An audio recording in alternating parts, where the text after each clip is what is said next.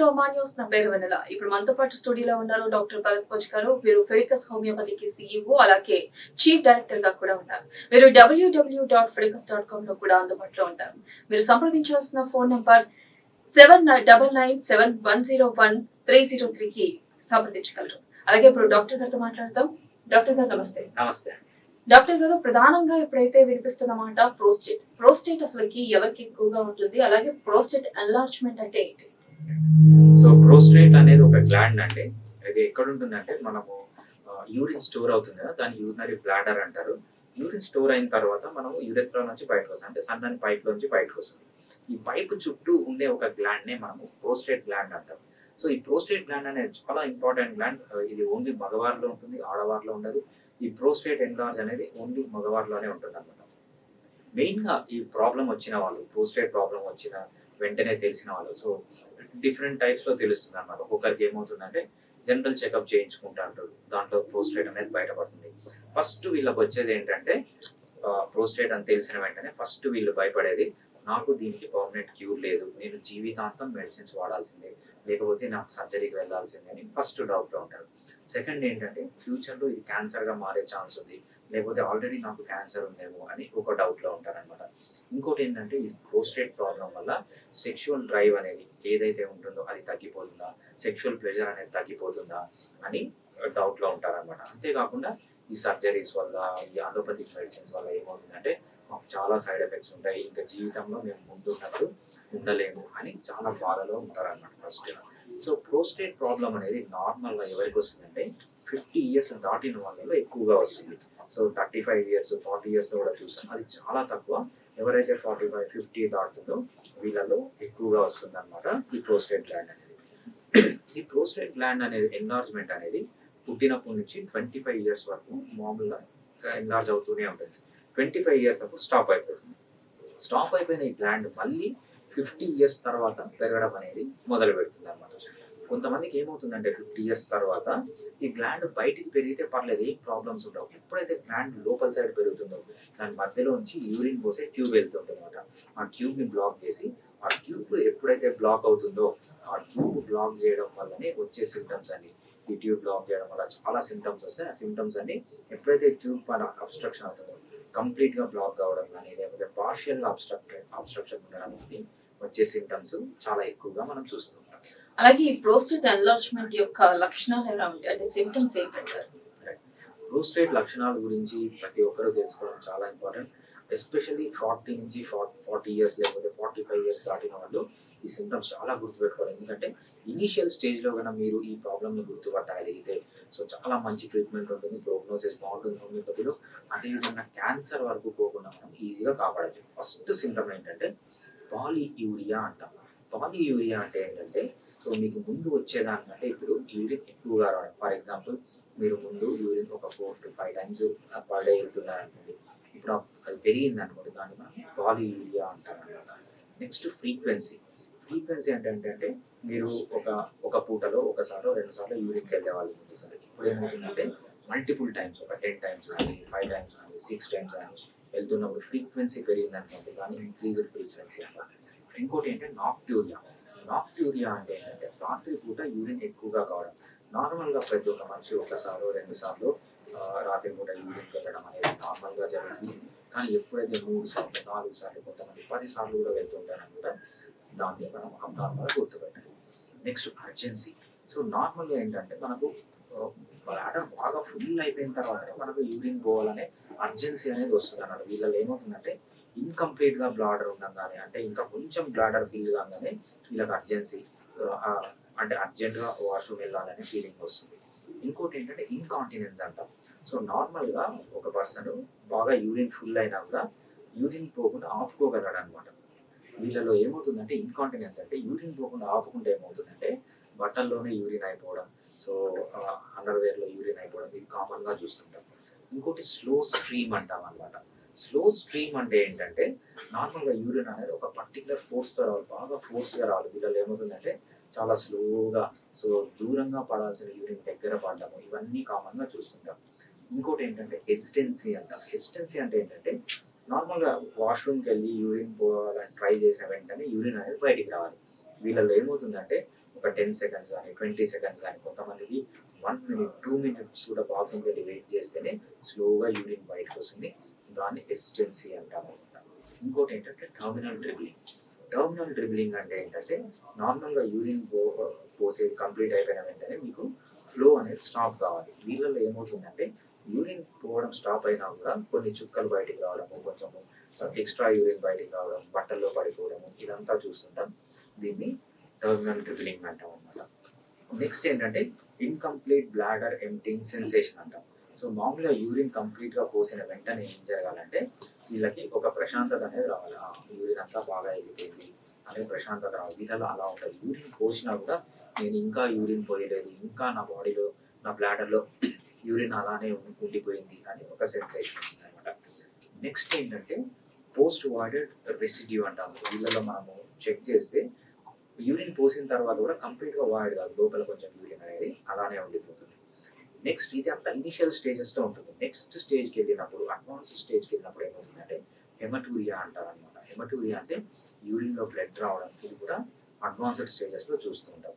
Next retention. వీళ్ళకి ఏమవుతుందంటే urine రాదు, ఆగిపోతుంది. సో దాని లోపల పైప్ వేసి తీయడం కానీ ఏదైనా చిన్న సర్జికల్ ప్రొసీజర్ వేసి తీయడం కానీ చేయాల్సి వస్తుంది. ఇది అడ్వాన్స్డ్ స్టేజ్. ఈ స్టేజ్ కూడా దాటిపోయింది అంటే నెక్స్ట్ స్టేజ్ లో రీనల్ ఫెయిల్యూర్ అంటే ఏంటి? కిడ్నీలు రెండు దెబ్బతినడం, కిడ్నీలు వాచిపోవడం. సో ఇట్లాంటప్పుడు ఏం సిమ్టమ్స్ ఉంటాయి? పఫీనెస్ అంటాం అన్నమాట. మెయిన్గా పొద్దున్న లేచిన వెంటనే పఫ్ అంటే బాగా వాచిపోవడం ఫేస్, ఎస్పెషల్లీ కళ్ళ కింద క్యారీ బ్యాగ్స్ అంటారు చూసారా, సో ఆ విధంగా రావడము. సో ఇవన్నీ అడ్వాన్స్డ్ స్టేజెస్. ఎడిమా అంటాం, అంటే కాళ్ళు మొత్తం వాచిపోవడము, పఫీనెస్, ఇవన్నీ మనము కామన్ గా చూసే సిమ్టమ్స్. ఈ సిమ్టమ్స్ లో ఏ సిమ్టమ్స్ ఉన్నా మీ ఏజ్ 40 నుంచి 45 దాటినా సో మీరు వెంటనే కొన్ని టెస్టులు చేయించుకోవాలి. ఆ టెస్ట్ చేయించుకొని అది ప్రోస్టేటా కాదా అని నిర్ధారించుకుంటే మీరు ఎంత త్వరగా ట్రీట్మెంట్ స్టార్ట్ చేసి ప్రోగ్నోసిస్ అనేది అంత బాగుంటుంది. క్యాన్సర్ వరకు పోకుండా మనం కాపాడచ్చు. అలాగే డాక్టర్ గారు, ఈ ప్రోస్టేట్ ఎన్లార్జ్మెంట్ లో ఎటువంటి పరీక్షలు చేయించుకోవాలంటారు? ప్రోస్టేట్ ఎన్లార్జ్మెంట్ లో 2 పరీక్షలు చాలా ఇంపార్టెంట్ అండి ప్రతి ఒక్కరు. సో మీకు సిమ్టమ్స్ ఉన్నా లేకపోయినా 40 to 45 ఇయర్స్ దాటిన వాళ్ళు ఈ 2 పరీక్షలు చేయించుకోవాలి. ఫస్ట్ ఏంటంటే మనం అల్ట్రాసౌండ్ అబ్డామిన్ అంటాం. సో అల్ట్రాసౌండ్ అబ్డామిన్ చేసినప్పుడు ఈ చిన్న టెస్ట్ ఒక 10-15 మినిట్స్ లో అయిపోతుంది. సో చేయించుకున్నప్పుడు మీ ప్రోస్టేట్ సైజ్ తెలుస్తుంది. సో ఎంత సైజ్ ఉంది, సో ఒకవేళ ప్రోస్టేట్ ఉంటే ఫస్ట్ గ్రేడ్ లో ఉందా, సెకండ్ గ్రేడ్ లో ఉందా, థర్డ్ స్టేజ్ లో ఉందా, ఫోర్త్ స్టేజ్ లో ఉందా అని ఇది చేస్తాను అన్నమాట. దీంతో పాటు ఇంకో చాలా ఇంపార్టెంట్ టెస్ట్ ఏంటంటే PSA అంటాం. ఇది చాలా సింపుల్ టెస్ట్, కాకపోతే ప్రతి ఒక్కరు చేయించుకోండి. ప్రోస్టేట్ స్పెసిఫిక్ యాంటీజెన్ టెస్ట్ అంటాం. ఈ టెస్ట్ వల్ల ఏం తెలుస్తుందంటే ప్రోస్టేట్ ఏమన్నా క్యాన్సర్ గా మారే ఛాన్స్ ఉందా, ఫ్యూచర్ లో ఏమన్నా క్యాన్సర్ గా మారుతుందా, లేకపోతే కరెంట్ గా ఏమన్నా ఆల్రెడీ క్యాన్సర్ గా మారిందా అని ఈజీగా తెలుసుకోవచ్చు. ఈ ప్రోస్టేట్ ఈ PSA టెస్ట్ అనేది చాలా ఇంపార్టెంట్. 2 ఇంపార్టెంట్ టెస్ట్లు ఇవి.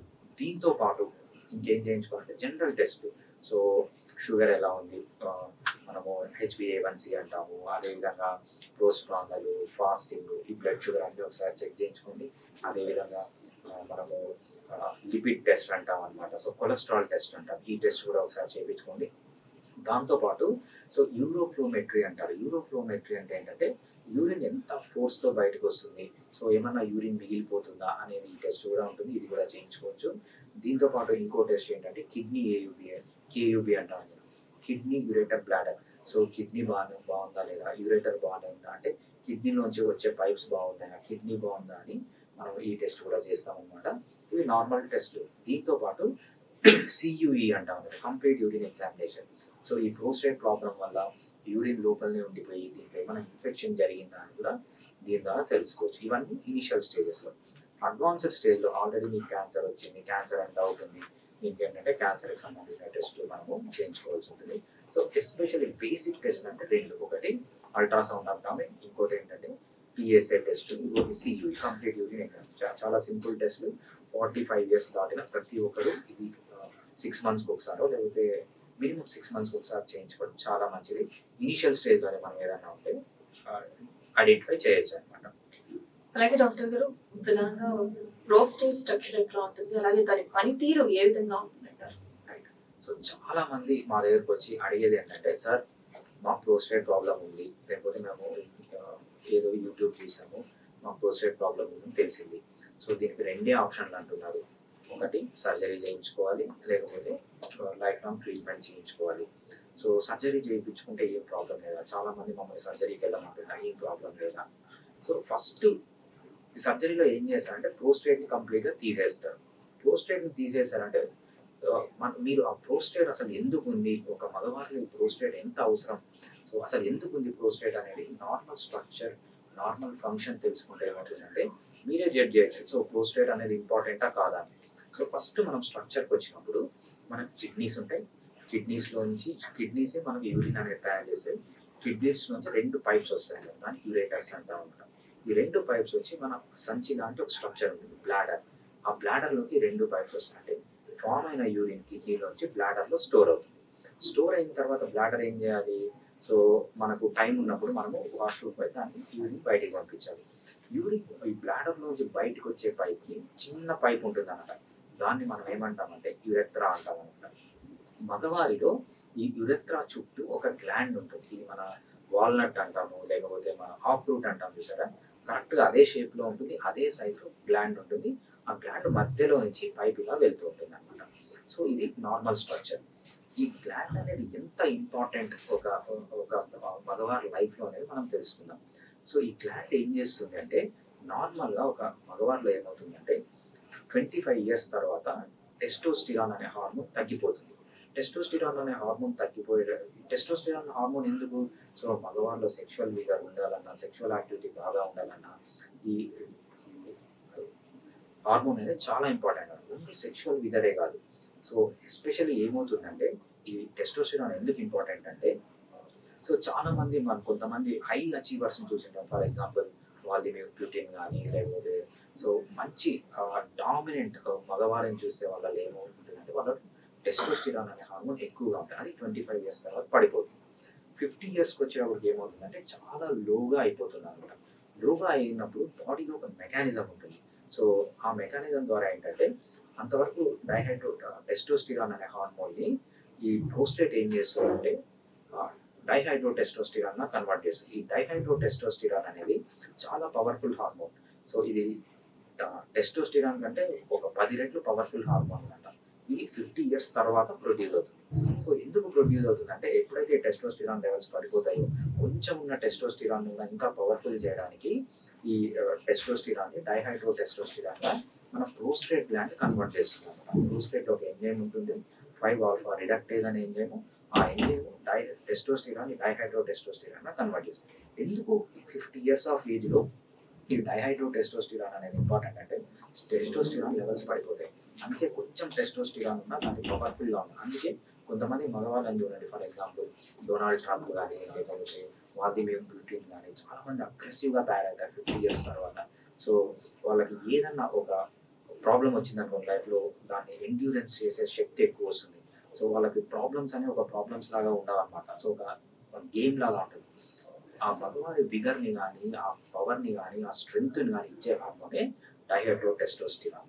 సో ఈ డైహైడ్రోటెస్టోస్టిరాన్ యొక్క సైడ్ ఎఫెక్ట్ ఏంటంటే ప్రోస్టేట్ అనేది ఎన్లార్జ్ అవుతుంది. సో ప్రోస్టేట్ ఎన్లార్జ్ అవ్వడమే ఈ డైహైడ్రోటెస్టోస్టిరాన్ సైడ్ ఎఫెక్ట్. కానీ అది మనకి ఇంపార్టెంట్. అది అందరిలో కాదు, జెనెటికల్ గా ఎవరైతే ప్రీడిస్పోజిషన్ ఉంటుందో జెనెటికల్ గా వాళ్ళకి మాత్రమే అవుతుంది అనమాట. ఈ ప్రోస్టేట్ గ్లాండ్ ఇంకా ఏం ఫంక్షన్, సో ఏదైతే మగవారిలో సెక్షువల్ విగర్ ఉంటుందో దానికి ప్రోస్టేట్ అనేది చాలా అవసరం. సో మగవారిలో సెక్షువల్ ప్లెజర్ ఉంటుంది సార్, ఎప్పుడైతే ఎజాకులేషన్ బయటకు వస్తుందో ఒక స్వీట్ పెయిన్ లాగా ఉంటుంది సార్, ఆ పెయిన్ ఏంటంటే ఈ ప్రోస్టేట్ గ్లాండ్ నుంచే వస్తారు.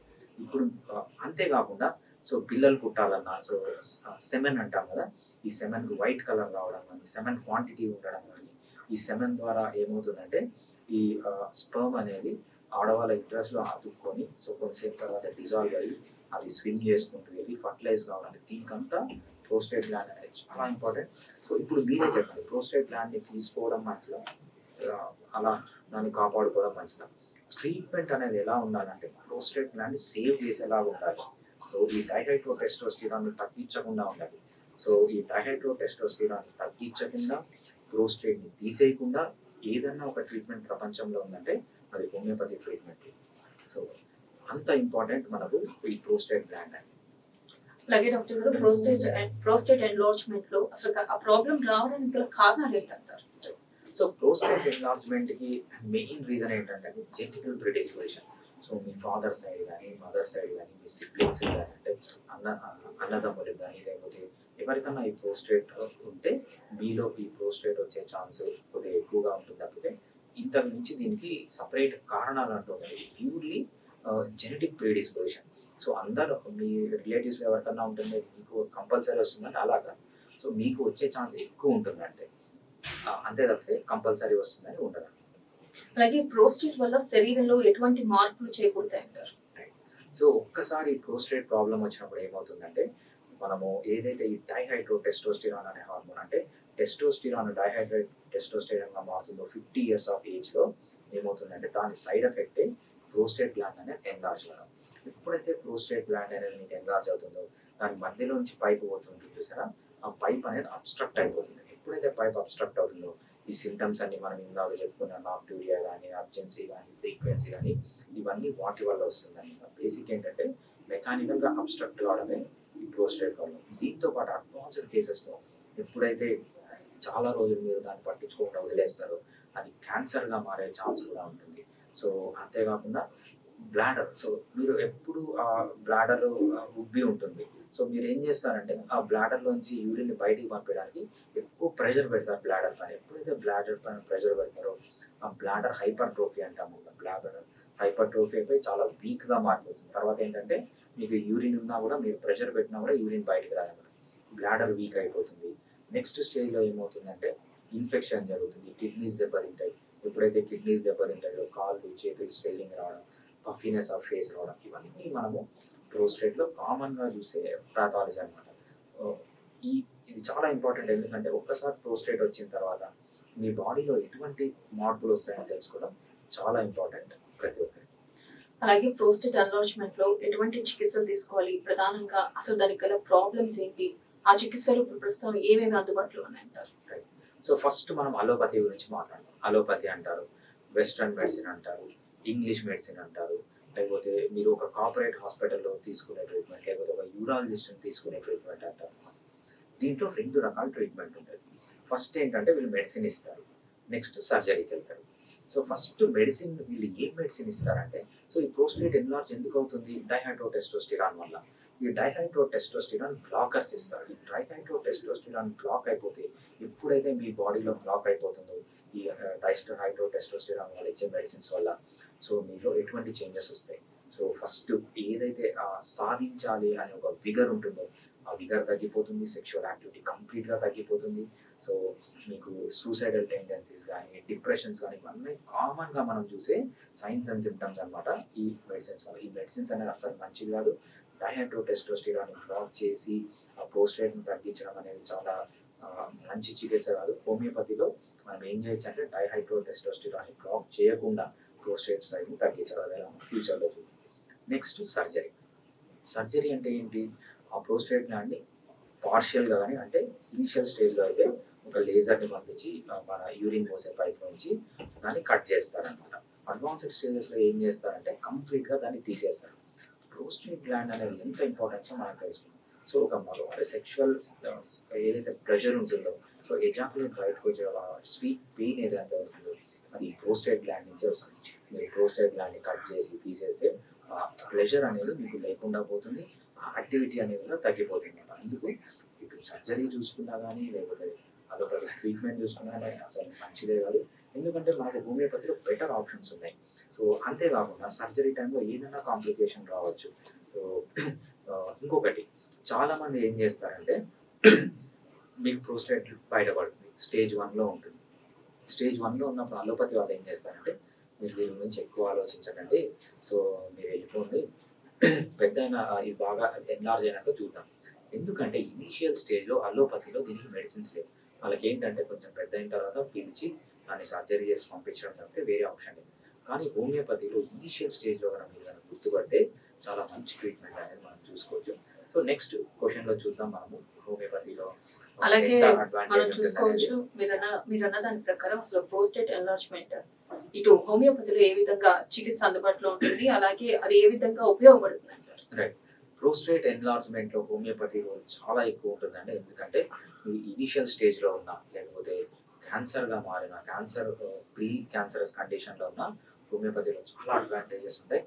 ఫస్ట్ మనం ఏంటంటే ఈ డైహైడ్రో టెస్టోస్టిరాన్ అనే ఇంపార్టెంట్ హార్మోన్ ని బ్లాక్ చేయకుండా మనము ప్రోస్టేట్ సైజ్ తగ్గించేస్తాం. ఎస్పెషల్లీ గ్రేడ్ 1 గ్రేడ్ 2 ఉంటే ఆల్మోస్ట్ సక్సెస్ రేట్ ఫిడికస్ హోమియోపతిలో సక్సెస్ రేట్ ఎంత ఉందంటే మోర్ దాన్ 95% సక్సెస్ రేట్. అంటే మళ్ళీ కంప్లీట్ గా రివర్స్ అయ్యి నార్మల్ గా రావడానికి మోర్ దాన్ 95% సక్సెస్ రేట్ ఉంటుంది. అదే ఆల్రెడీ మీది థర్డ్ స్టేజ్ ఉంది లేకపోతే ఫోర్త్ స్టేజ్ ఉంటుంది అంటే సో థర్డ్ స్టేజ్ గురించి మాట్లాడడం. థర్డ్ స్టేజ్ ఉంటే 50% ఛాన్సెస్ ఉంటాయి అన్నమాట. సో కంప్లీట్ గా రివర్స్ కావడానికి. సో థర్డ్ స్టేజ్ అడ్వాంటేజ్ ఏంటంటే ఫర్దర్ గా ప్రోగ్రెస్ కాకుండా మళ్ళీ ఫోర్త్ స్టేజ్ పోకుండా మనం కాపాడచ్చు. అదేవిధంగా హోమియోపతి కాన్స్టిట్యూషనల్ ట్రీట్మెంట్ వల్ల క్యాన్సర్ గా మారే ఛాన్స్ కూడా చాలా తగ్గిపోతుంది. అదే ఫోర్త్ స్టేజ్ లో ఉందనుకోండి, ఫోర్త్ స్టేజ్ లో వచ్చిన పేషెంట్స్ కూడా కొంతవరకు తగ్గుతుంది, కంప్లీట్ గా తగ్గడం కష్టం. బట్ సర్జరీ వరకు పోకుండా ప్రోస్టేట్ గ్లాండ్ ని కాపాడుతూ అదే క్యాన్సర్ గా మారకుండా మనకు ఎవ్రీ 6 months కి లేకపోతే 3 months కి ఏం చేస్తామంటే పేషెంట్స్ కి మీరు పిఎస్ఏ ఒకటి అదేవిధంగా అల్ట్రాసౌండ్ ఒకటి చేయించుకొని నేను చెప్తాం. హోమియోపతి ట్రీట్మెంట్ రెగ్యులర్ గా ఈవెన్ ఫోర్త్ స్టేజ్ లో కూడా రెగ్యులర్ గా మీరు చెకప్స్ చేయించుకుంటుంటే సర్జరీని అవాయిడ్ చేయొచ్చు, ప్రోస్టేట్ గ్లాండ్ తీయడం అవాయిడ్ చేయొచ్చు, సిమ్టమ్స్ బాగా తగ్గించుకోవచ్చు. ఆ విధంగా మనకు ఫోర్త్ స్టేజ్ లో కూడా ఉంటుంది. లేదు ఆల్రెడీ క్యాన్సర్ గా మారిపోయిందంటే మనం ఏం చేస్తామంటే యూరాలజిస్ట్ కన్సల్ట్ చేసి కంపల్సరీ దాన్ని తీసేయాలని చెప్తాం. ఒక్క క్యాన్సర్ గా మారిన కేసు తప్ప గ్రేడ్ 1 లో కానీ గ్రేడ్ 2 లో కానీ గ్రేడ్ 3 లో కానీ గ్రేడ్ 4 లో కానీ హోమియోపతి ఎక్సలెంట్ గా హ్యాండిల్ చేయొచ్చు. ఫర్దర్ గా దాని ప్రోగ్రెషన్ ఆపేయచ్చు. ఇవన్నీ ఒక్క సైడ్ ఎఫెక్ట్ లేకుండా, సైడ్ ఎఫెక్ట్ లేకుండా అంటే ఏంటంటే ఈ డైహైడ్రో టెస్టోస్టెరాన్ బ్లాక్ చేయకుండా, దాన్ని బ్లాక్ చేయడం వల్ల వచ్చే ప్రాబ్లమ్స్ లేకుండా, ఈవెన్ సింగిల్ సైడ్ ఎఫెక్ట్ కూడా లేకుండా మనము దీన్ని ఎక్సలెంట్ గా హ్యాండిల్ చేయొచ్చు హోమియోపతి. అలాగే ప్రోస్టేట్ పెరుగుదల కోసం తీసుకోవాల్సిన జాగ్రత్తలు ఏంటి డాక్టర్ గారు? ప్రోస్టేట్ పెరుగుదలకి తీసుకోవాల్సిన జాగ్రత్తలు పెద్దగా ఏముండవండి. సో డయాబెటీస్ అంటే మీరు ఆ ఫుడ్ తినండి ఈ ఫుడ్ తినండి అని చెప్తాము. కాకపోతే దీనికి అట్లా స్పెసిఫిక్ గా ఏముండవు, ఎందుకంటే ఇది జెనెటిక్ డిజార్డర్. సో సింపుల్ గా ఇంకొక విధంగా చెప్పాలంటే మనకు ఒక సేయింగ్ ఉంటుంది జెనెటిక్స్ లో చెప్తుంటే genetics load the gun but your habits pull the trigger అంటారు. అంటే మీకు జెనెటికల్ గా ఈ ప్రీడిస్పోజిషన్ ఉన్నా సో మీరు మీ హ్యాబిట్స్ ద్వారానే దాన్ని డ్యామేజ్ చేస్తారు అంటారు అనమాట. దీని ప్రకారం మనం ఏం చేస్తామంటే మంచిగా డైట్ తీసుకోండి. డైట్ అంటే లో కార్బోహైడ్రేట్ డైట్ తీసుకోవడము, అదేవిధంగా ఒమేగా 3 ఫ్యాటీ యాసిడ్స్ మనం ఫిష్ ఆయిల్ అంటారు కదా అది బాగా తీసుకోవడం.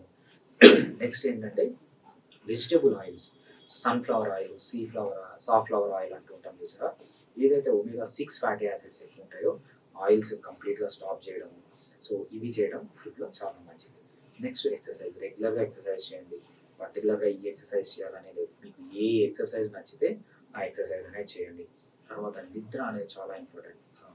అడల్ట్ అయినప్పుడు మీరు 7 to 9 hours పర్ డే నిద్రపోవడం అనేది చాలా ఇంపార్టెంట్. నిద్రపోతే మీకు ఏంటంటే ఇమ్యూనిటీ పెరిగి సో ఈ ప్రాబ్లమ్స్ అన్ని రాకుండా ఉంటాయి. అదేవిధంగా స్ట్రెస్లెస్ లైఫ్లో ఉండాలి. ఎంత మీరు స్ట్రెస్ తగ్గించుకొని ఉంటే లైఫ్లో అంత హ్యాపీగా ఉంటుంది. ఈ ప్రోస్టేట్ ప్రాబ్లమ్స్ కూడా అంత రాకుండా ఉంటాయి. థర్డ్ ఫైనల్గా ఏంటంటే మీరు ఏవైతే మీకు అలవాట్లు ఉన్నాయో స్మోకింగ్ కానీ ఆల్కహాల్ కానీ ఇవన్నీ ఏ అలవాట్లు ఉన్నాయో అవన్నీ తగ్గించుకోండి. ఇవన్నీ జనరల్గా హెల్దీ కోసం తప్పలే ప్రోస్టేట్ గ్లాండ్ కంటూ స్పెసిఫిక్గా మీకు ఏమి డైట్ కానీ ఎక్సర్సైజ్ కానీ ఉంటాయి. అలాగే ప్రోస్టేట్ విస్తరణకు సరిగ్గా ఎన్లార్జ్మెంట్ కి సరిగ్గా చికిత్స చేయకపోతే ఏమవుతుంది డాక్టర్ గారు? రైట్. సో ప్రోస్టేట్ గా మనం ఏం చూస్తామంటే ఫస్ట్ ఇనిషియల్ స్టేజ్ లో ఉంటుంది. సో మీరు ఏదో టెస్ట్ కోసం వెళ్తారు, మీకు ప్రోస్టేట్ ఫస్ట్ స్టేజ్ అని బయటపడుతుంది. చాలా వెంటనే భయపడి ఒక అలోపతి డాక్టర్ దగ్గరకు యూరాలజిస్ట్ దగ్గరికి వెళ్తారు. వాళ్ళు ఏం చెప్తారంటే మీరు వదిలేయండి, దీని గురించి పట్టించుకోకండి, సో బాగా పెరిగిన తర్వాత అంటే సర్జరీ చేస్తామంటారు. బట్ మీరు గుర్తుపెట్టుకోండి, హోమియోపతిలో స్టేజ్ 1లో ఉంటే అది స్టేజ్ 2లో పోకుండా కాపాడవచ్చు, 2లో ఉంటే 3లో పోకుండా కాపాడచ్చు, 3లో ఉంటే 4లో పోకుండా కాపాడచ్చు. 2లో 3లో ఉన్నప్పుడు కంప్లీట్గా రివర్స్ చేయొచ్చు, నార్మల్ చేయొచ్చు. అందుకు మీరు ఏంటంటే కంపల్సరీ దీన్ని నెగ్లెక్ట్ చేయకుండా హోమియోపతి ట్రీట్మెంట్ తీసుకోండి. లేదు మీకు హోమియోపతి గురించి ఐడియా లేదు, మీరు నెగ్లెక్ట్ చేశారంటే ఇది క్యాన్సర్గా మారే ఛాన్స్ ఉంటుంది. క్యాన్సర్గా మారడం లేదు, ఇంకా అడ్వాన్స్డ్ స్టేజ్లో ఏమవుతుందంటే మీ కిడ్నీలు దెబ్బతినము, బ్లాడర్ దెబ్బతినము, సెక్షువల్ యాక్టివిటీ దెబ్బతినము. సో మీ లైఫే ప్రాబ్లంలోకి వెళ్ళే ఛాన్స్ దీనివల్ల ఉంటుందండి. అలాగే ప్రోస్టేట్ వ్యాధి వచ్చిన తర్వాత దీనికంటూ శాశ్వత పరిష్కారం ఉంటుందంటారు. సో ప్రోస్టేట్ ప్రాబ్లంకి శాశ్వత పరిష్కారం ఉంటుందండి. సో ఒక్కటి, మీకు క్యాన్సర్గా మారకముందు స్టేజ్ 1లో ఉన్నా, 2లో ఉన్నా, 3లో ఉన్నా, 4లో ఉన్నా హోమియోపతి అనేది శాశ్వత పరిష్కారం. సర్జరీ వరకు పోనవసరం లేదు. నేను ఒక thousands of prostate cases treat చేశాను.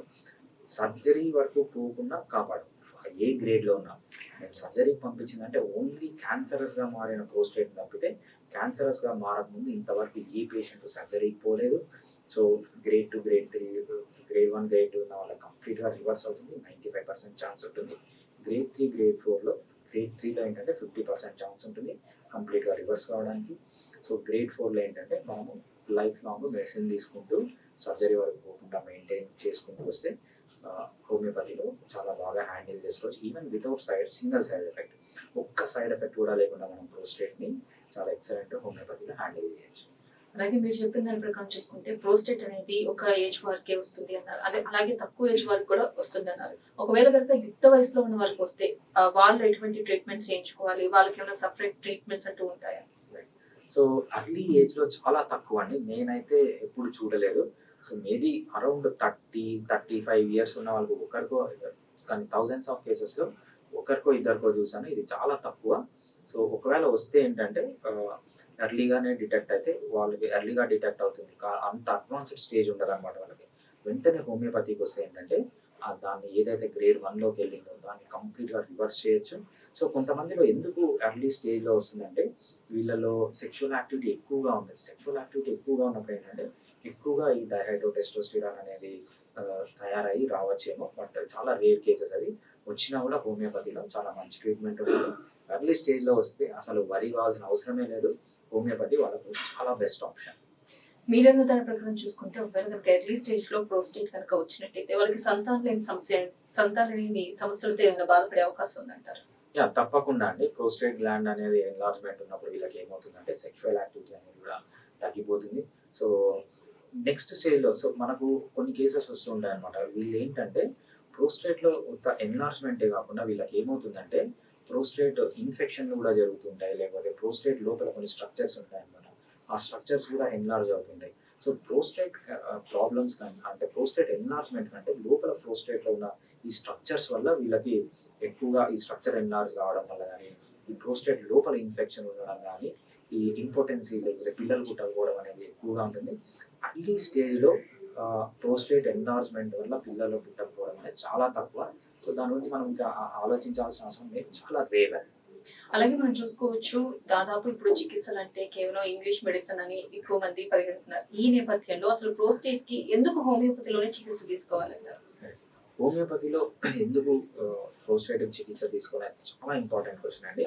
రెండు, ఒకటి అలోపతి ట్రీట్మెంట్ తీసుకోవాలి, ఒకటి డిహెచ్డి బ్లాకర్ ఇస్తారు. అంటే మీ టెస్టోస్టిరాన్, డైహైడ్రోటెస్టోస్టిరాన్, అంటే ఈ డైహైడ్రోటెస్టోస్టిరాన్ చాలా పవర్ఫుల్ హార్మోన్ ఒక మగవాళ్ళకి. అది కన్వర్ట్ కాకుండా ఆపేస్తుంది అనమాట. అంటే డిహెచ్డి బ్లాకర్స్ అంటే ఈ బ్లాకర్స్ వల్ల చాలా సైడ్ ఎఫెక్ట్స్ ఉంటాయి. ఒకటి ఏంటంటే సెక్షువల్ యాక్టివిటీ కంప్లీట్గా తగ్గిపోవడము, సెక్షువల్ ప్రెషర్ లేకుండా పోవడము, ఏదైతే మీరు జీవితంలో సాధించాలని ఒక పట్టుదల, ఏదైతే మీరు ఏదన్నా ఒక ఇది సాధించాలి అనుకున్నారు, ఆ సాధించేటప్పుడు చాలా ఒడిదుడుకులు వస్తాయన్నమాట. దానికి కుంగిపోకుండా ఒక ఆ మగవారిలో ఉండే ఆ విగర్ని కాపాడే హార్మోన్ డైహైడ్రోటెస్టోస్టెరాన్. ఎప్పుడైతే డైహైడ్రోటెస్టోస్టెరాన్ బ్లాక్ చేస్తారో అలోపతిక్ మెడిసిన్ ద్వారా, సో చాలా డిప్రెషన్స్ రావడము, సో మూడ్ స్వింగ్స్ రావడము, సో ఏదైనా సాధించాలి, బయటికి పోవాలని ప్లెజర్ లేకుండా పోవడము, సో ఇవన్నీ జరుగుతాయి. ఇవన్నీ లేకుండా నార్మల్ టెస్టోస్టెరాన్, నార్మల్ డైహైడ్రోటెస్టోస్టెరాన్ ఉండడంతో పాటు హోమియోపతి మెడిసిన్స్ తీసుకుంటే ప్రోస్టేట్ అనేది రివర్స్ అవుతుంది. నెక్స్ట్ సర్జికల్ కేసెస్లో ఏమవుతుందంటే ఈ ప్రోస్టేట్ గ్లాండ్ అనేది చాలా ఇంపార్టెంట్. ఏదైతే మగవాళ్ళకి సెక్షువల్ ప్లెజర్ వస్తుందో ఆ సెక్షువల్ ఎజాక్యులేట్ బయటకు వచ్చేటప్పుడు అది ప్రోస్టేట్ గ్లాండ్ వల్లనే వస్తుంది. ఎప్పుడైతే మీరు కట్ చేసి దాన్ని డిస్టర్బ్ చేసి దాన్ని తీసేస్తారు, ఎస్పెషల్లీ ఆ ప్లెజర్ అనేది పోతుంది. సో అంతేకాకుండా పిల్లలు పుట్టడం, ఇంపార్టెన్సీ కూడా ఇది వన్ ఆఫ్ ది రీజన్స్ అనమాట. పోనీ సర్జరీ చేసిన తర్వాత మళ్ళీ కంప్లీట్గా ఆగిపోతుందంటే సర్జరీ సైడ్ ఎఫెక్ట్స్తో పాటు ఇది మళ్ళీ వచ్చే ఛాన్స్ ఉంటుంది. బేసిక్ ఏంటంటే హోమియోపతి మీ ఏదైతే టెండెన్సీ ఉందో, ఈ ప్రోస్టేట్ ఎన్లార్జ్ అయ్యే టెండెన్సీ ఉందో ఆ టెండెన్సీని తీసేస్తే యూజ్ ఉంటుంది తప్పితే అది పెరిగినప్పుడు అంతా కట్ చేస్తుంటే మల్టిపుల్ సర్జరీ చేయించుకోవాల్సి వస్తుంది. అదేవిధంగా ఇది క్యాన్సర్గా మారే ఛాన్స్ కూడా ఉంటుంది. హోమియోపతిక్ కాన్స్టిట్యూషనల్ ట్రీట్మెంట్ వల్ల సో మీరు సర్జరీ చేయించుకున్న, ఆల్రెడీ మీకు సర్జరీ అయిపోయింది, సో మీరు కూడా హోమియోపతి ట్రీట్మెంట్ తీసుకుంటే ఏంటంటే మళ్ళీ క్యాన్సర్ రాకుండా ఉంటుంది. లేకపోతే ఆల్రెడీ మీకు క్యాన్సర్ లేదు, వస్తుందేమో డౌట్తో చేయించుకున్నారు, ఆ టైంలో కూడా మళ్ళీ క్యాన్సర్గా మారే ఛాన్స్ చాలా తక్కువగా ఉంటుంది హోమియోపతి మెడిసిన్స్. అందుకు ఈ ప్రోస్టేట్ గ్లాండ్ లో హోమియోపతి ట్రీట్మెంట్ అనేది చాలా ఇంపార్టెంట్. ఇంకొక పాయింట్ ఏంటంటే సక్సెస్ రేట్ అనేది ప్రోస్టేట్ ప్రాబ్లంలో హోమియోపతిలో చాలా ఎక్కువ. సో మనము అన్ని డిసీజెస్కి ఒకటే సక్సెస్ రేట్ చెప్పదు. ఫర్ ఎగ్జాంపుల్ విటిలిగో అని ఒక ప్రాబ్లం వస్తుంది, వైట్ ప్యాచెస్ వస్తాయి, దాంట్లో ఏంటంటే సక్సెస్ రేట్ 50-50. కానీ ప్రోస్టేట్లో అలా కాదు, more than first stage second స్టేజ్లో మోర్ దాన్ 95% సక్సెస్ రేట్ అనేది ఉంటుంది. అందుకు homeopathy treatment is the best for prostate problems. Thank you doctor. ఈ రోజు మా స్టూడియోకి వచ్చి క్లియర్ గా ప్రోస్టేట్ గ్రంథి అంటే ఏంటి, దాంట్లో హోమియోపతిలో ఉన్న నివారణ మార్గాల గురించి చక్కగా మా ప్రజలకు తెలియజేశారు. Thank you so much. Thank you.